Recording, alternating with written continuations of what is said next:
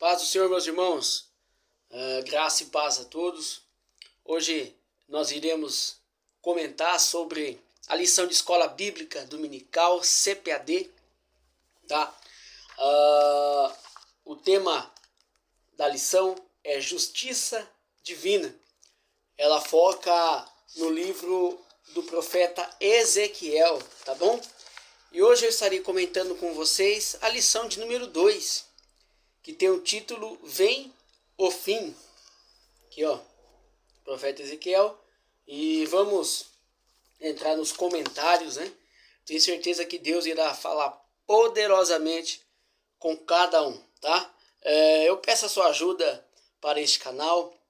Não esqueça de se inscrever, curtir e compartilhar, tá bom? Que Deus abençoe a sua vida. E vamos então à aula. Amém? O texto áureo vem dizer: é tu, ó filho do homem. Ou seja, o texto áureo: e tu, ó filho do homem, assim diz o Senhor Jeová acerca da terra de Israel. Vem o fim vem sobre os 4 cantos da terra. Ezequiel capítulo 7, versículo 2. Ou seja, o profeta Ezequiel, meus irmãos, ele foi levado cativo à Babilônia, tá? E Deus o chama ao ministério profético para profetizar para o povo do Senhor que estava na Babilônia, estava preso, cativo, pela desobediência que tanto Deus alertou o seu povo, mas o seu povo não quis ouvir. Então Deus levanta o profeta Ezequiel para profetizar naquela situação difícil que o seu povo estava passando. Mesmo Deus executando juízo, Deus ainda, por iniciativa total dele, ainda quer instruir o povo, demonstra amor para com o povo de Judá, tá? O reino do sul que foi levado cativo. O reino do norte já tinha caído pelo Império Assírio, tá bom? E agora então chega a vez do reino do sul, reino de Judá.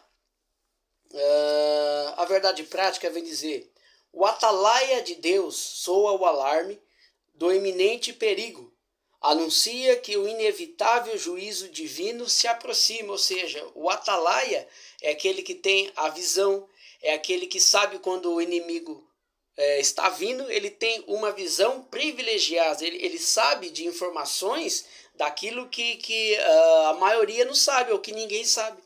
Então Ezequiel aqui era o atalaia, né? O atalaia era aquele que avisava aquela nação quando havia perigo de guerra, quando ele via uma nação inimiga fazendo formações de batalha contra aquela nação. Ele ficava em uma posição alta, né? Que ele tinha uma visão privilegiada e ele conseguia ver e alertar com uma certa vantagem de tempo aquela nação, tá bom? É como se ele soasse o alarme de guerra, tá?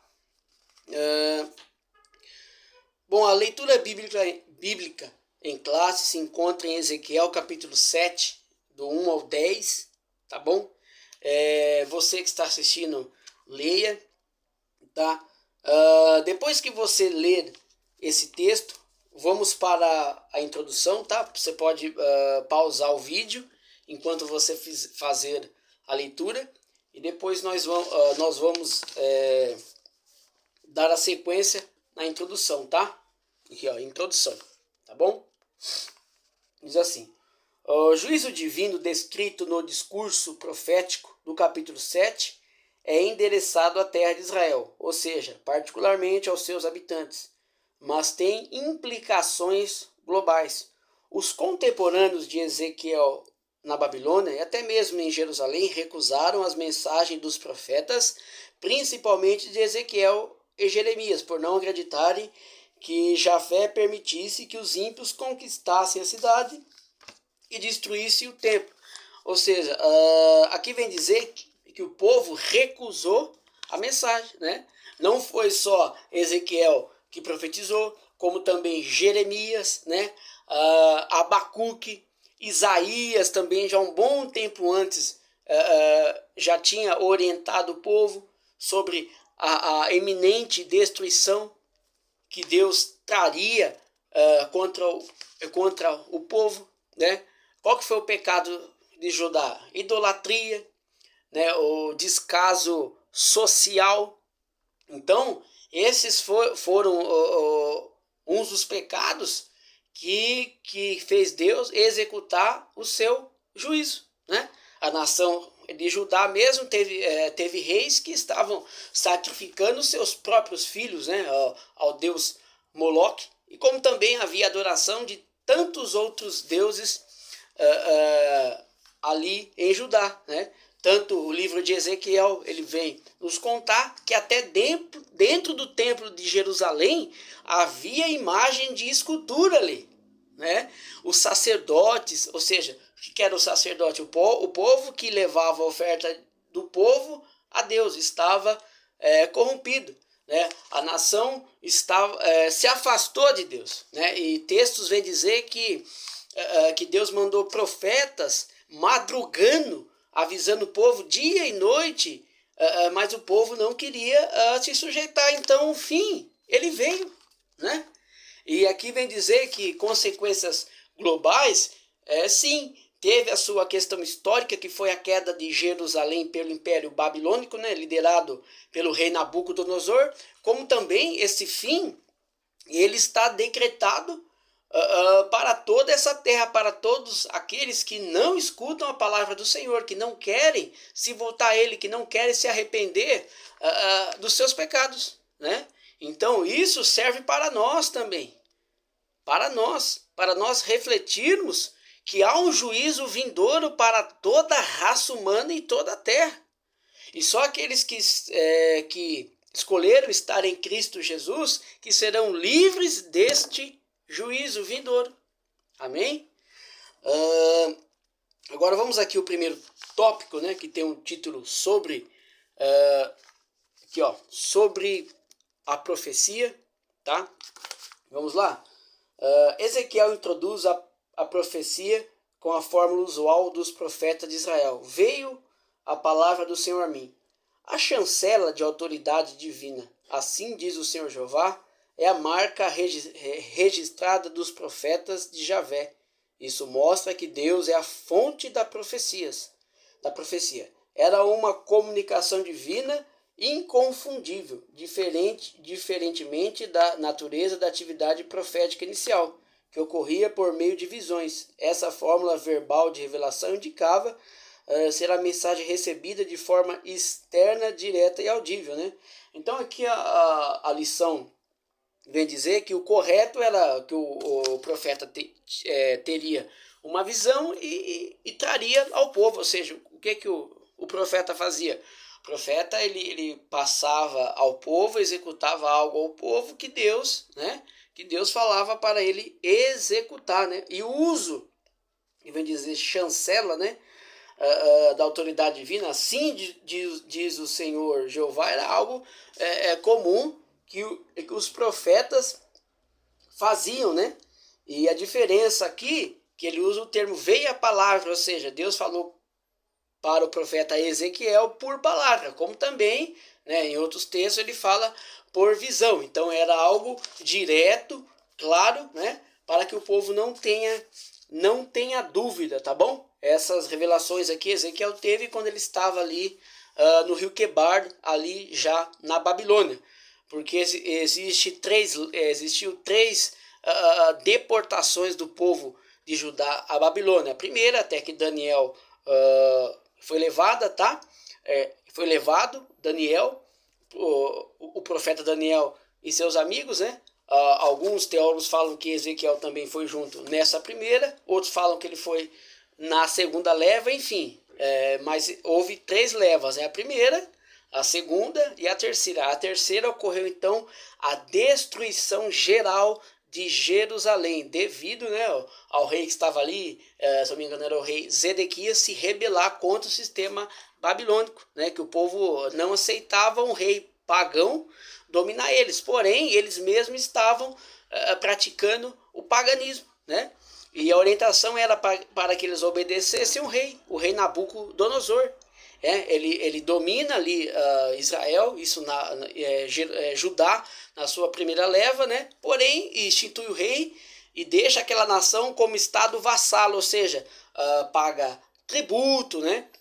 Então, prestar conta. E eles poderiam exercer a sua fé ainda lá em Jerusalém. Porém, não foi isso que aconteceu. Aconteciam várias rebeliões devido aos impostos, etc. Então, o povo não quis se sujeitar à orientação. Então, o cativo, ou seja, o cativeiro babilônico, a sujeição do reino do sul, Judá, à Babilônia, foi algo que foi orientado, decretado pelo Senhor. E o povo teria que obedecer de forma civil à Babilônia. E não quiseram fazer isso, né?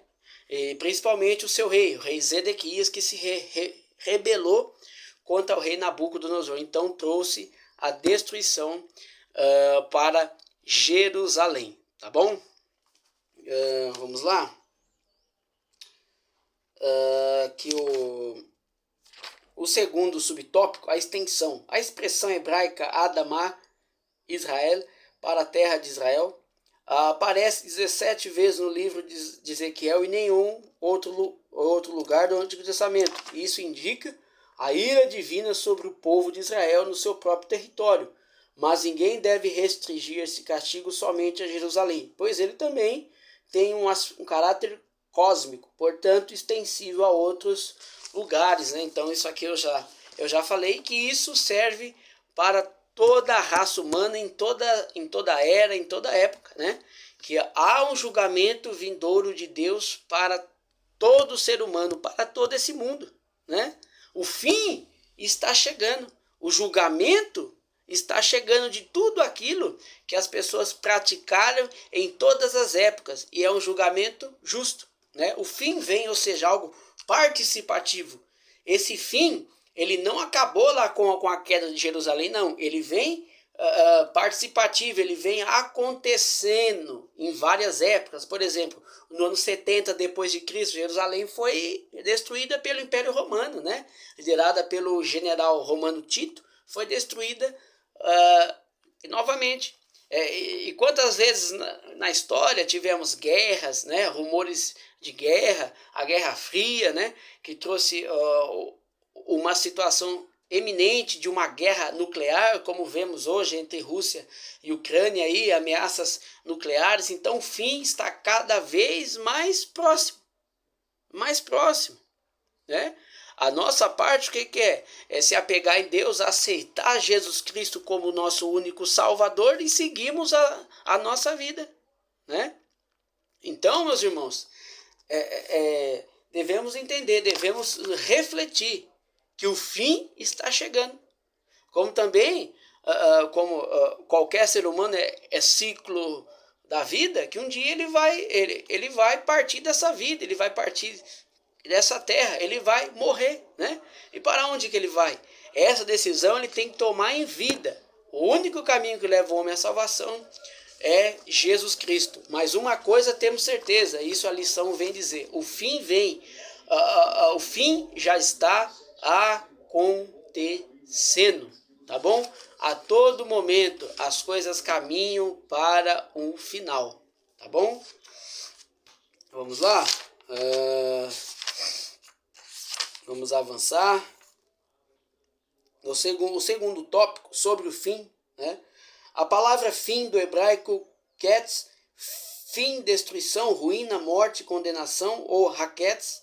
O fim trata-se de um substantivo usado em contexto de julgamento, ou seja, esse fim que a lição vem dizer, ele é relacionado a um julgamento que o mundo e as pessoas irão passar, né? Sabemos que nos últimos momentos, né, os eventos escatológicos, os eventos finais dessa terra, haverá guerras, haverá desastres, fome, várias situações em nosso planeta, destruições cataclísmicas, né, que acontecerão, e grande será a destruição no império do anticristo, um líder que irá ser levantado pela força de Satanás, né? Irá governar todo esse mundo, né? E então os crentes que forem fiel, antes disso serão arrebatados, serão juntos, serão tirados dessa terra, serão livrados da hora, né? Da hora da perseguição que será permitida por Deus, executada por Satanás aqui na terra, né? E acreditamos que nós estaremos com Cristo ali na conhecida bodas do Cordeiro, né? Um evento escatológico, né? Mas para nós hoje aqui, né? Pode ter certeza que Deus, ele cedo ou tarde irá julgar toda a raça humana, né? Como também o Império Babilônico dominou aqui o reino, dominou o povo do Senhor, né? Todo o excesso que o Império Babilônico fez contra o povo do Senhor, o Senhor também cobrou do Império Babilônico e castigou eles, né?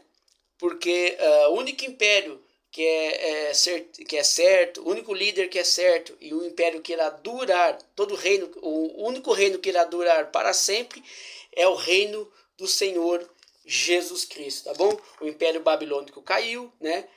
Pelo Império Medo-Persa, depois o Império Grego dominou e por último o Romano domina o Império Grego, derruba e se coloca no poder como um grande império poderoso, né?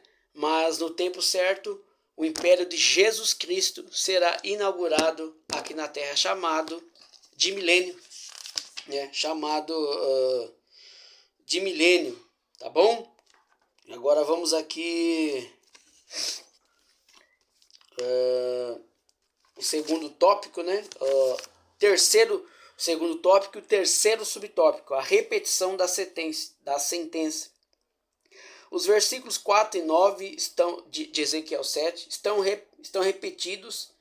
Ninguém deve surpreender com a intensidade desse juízo anunciado de antemão, pois é compatível com a natureza divina, né? Deus, ele é amor, ele ama o pecador, mas também ele é fogo consumidor e ele é justo. E Deus pode executar o juízo contra qualquer ser humano ou contra todo esse planeta, porque foi Ele que criou. Ele tem a autoria de vida e criação. Ele pode fazer o que Ele quer, né? Ele pode fazer o que Ele quer, né? E qual que é o Deus? Às vezes a pergunta, mas tem tantos deuses, né? Não, o Deus verdadeiro é o Deus de Israel, Adonai, Elohim, Yahvé. Esse é o Deus verdadeiro, o Deus vivo, o Deus criador, né? Ele tem a autoria da vida, a autoria de todo o universo. Ele pode executar a sua história, o seu juízo da maneira que ele bem entender, né? Mas para nós que somos salvos, né? Que somos salvos, estaremos para sempre com o Senhor. Isso não significa que aqui na terra teremos vida fácil, porque nós estamos aqui de passagem. E o nosso local não é aqui, né? Os nossos pés estão aqui, como cidadão, como pai, né? Como mãe, mas a nossa visão, a nossa mente é lá no céu, a nossa eterna morada. Amém? Vamos lá? Um dos objetivos desse juízo é a erradicação da idolatria, causa das abominações. Meus irmãos, esse cativeiro babilônico produziu ao povo judeu algo que como se arrancasse a questão da idolatria deles, né? Porque foi algo que eles vieram desde de lá do Egito, né? Anos se passaram, centenas de anos se passaram, mas isso não conseguiu sair do coração do povo, porque a cultura pagã ficou impregnada, né? Que o local que eles dominaram ali, alguns povos ficaram, e isso foi trazendo laço para o povo, né? Então Deus permite que o Império Babilônico faça o povo sofrer ali, ver o templo de Jerusalém destruído, acaba com o orgulho nacional para produzir uma ferida no povo, né? Uma ferida profunda, né? Que venha curar a idolatria, ou seja, Deus arrancou a idolatria do povo dele, né? Para que eles iam entender que só Deus é Deus verdadeiro, tá bom? Então, essa situação difícil que o povo do Senhor passou foi necessário, né? O castigo, a correção é necessária para que nós não venha nos autodestruir, tá bom? Então que venhamos meditar nisso. Foi necessário esse sofrimento para o povo do Senhor, para que a idolatria fosse tirada do coração deles, tá bom? E até hoje, meus irmãos, a idolatria foi, até hoje o povo judeu não tolera, tem nojo de práticas idólatras, né? E foi então o cativeiro babilônico que foi o executor dessa transformação do povo, né? E mesmo quando o povo estava ali na Babilônia, a orientação era, lá em Jeremias capítulo 29, para que o povo desse sequência na vida ali na Babilônia, tivesse filhos, né? Não se rebelasse, orasse pelas as autoridades, porque na paz deles, né? Eles também teriam paz, né? Sabemos que se passa os 70 anos, como foi profetizado pelo profeta Jeremias, né? O povo retorna, o imperador Ciro, do Império Medo-Persa, libera ao povo a reconstrução do templo, mas só que nesses 70 anos é para que o povo seguisse, né? A vida deles, sem rebelião alguma, e adorando a Deus, né? Possivelmente nessa época foi construída as sinagogas, né? Possivelmente nessa época, porque não tinha mais o templo, e o povo então faz um local para adorar, que é chamado de sinagoga, né? Ou nessa época, ou na época do Império Medo-Persa, né? Então era para o povo continuar a sua vida, né? Ouvindo a Torá, ouvindo a Torá, que era a lei, né? E dando sequência em sua vida, né? E querendo ou não, mesmo o juízo sendo executado contra o povo do Senhor, eles foram presos, levados cativo, e eles estavam no local mais seguro da terra na época, que era a nação da Babilônia, o Império Babilônico. O mais desenvolvido, mais tecnológico, mais seguro pelas suas enormes muralhas, né? Tanto que quando o Império Medo-Persa dominou, ele não, ou seja, destruiu as muralhas, não. Ele entrou por baixo delas, desviando o fluxo do rio, eles conseguem entrar por baixo delas, né? Mas mesmo assim Deus demonstra o seu amor e o seu cuidado, né? Tanto que teve judeus ali na Babilônia, exemplo disso é Daniel, que se destacaram e chegaram em altas posições, tá bom? Aonde nós estivermos, no local propício ou não, que Deus nos levou, Ele irá cuidar de nós, pelo seu infinito amor, tá bom? Então, meus irmãos, aí aqui já no tópico 3, né? Vem falar sobre que o rei Nabucodonosor, o segundo tópico, reverdeceu a soberba, tá? Quer dizer que Nabucodonosor ele passou do ponto, né? Extrapolou, achou que ele era Deus, e Deus então executa juízo sobre ele e contra a Babilônia, né? Então Deus ele cuida do seu povo, ele cuida do seu povo, né? No tópico 3 do terceiro subtópico, ou seja, o subtópico 3, vem dizer o rei Nabucodonosor, aí vem falando uma explicação técnica linguística, né? Da origem do nome do rei Nabucodonosor, tá bom? E também o subtópico 4, a Babilônia, vem falando ali da origem, né? Do nome Babilônia, né? E assim se encerra a lição de número 2, tá? Eu irei estar fazendo as próximas aulas também, né? E o profeta Ezequiel, ele, pelo ciclo natural das coisas, ele seria sacerdote e não profeta. Mas Deus mudou isso, né? E colocou ele como profeta. assim na nossa vida algumas vezes, né? Nós queremos algo, mas Deus nos leva para outro caminho, porque os pensamentos do Senhor são maiores do que os nossos, né? Ninguém imaginaria que Deus estava executando o seu juízo, a sua vontade, usando então uma nação pagã e um rei pagão, né?